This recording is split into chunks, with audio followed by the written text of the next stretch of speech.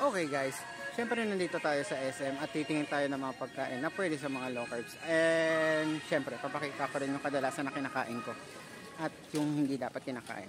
So, ito yung isa sa mga gusto kong coffee na pwede nyong inumin. This is Great Taste.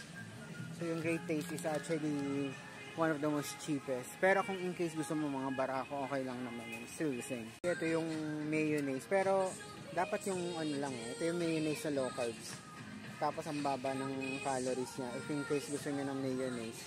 Pero yung plain yung kunin ninyo.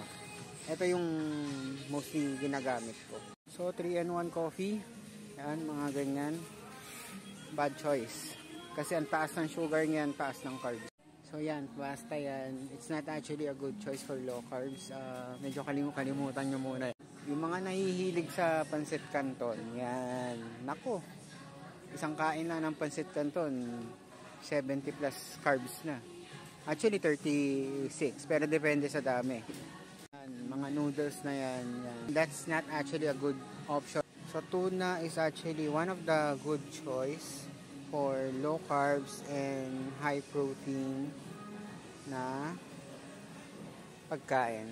So ito makikita niyo mga low carbs halos kadalasan dyan pero not all Pero mostly kagaya ng sardines if in case you're working out. Yan, mega sardines. If you're working out and nasa budget ka, pwede mo i-choose yung mga sardinas.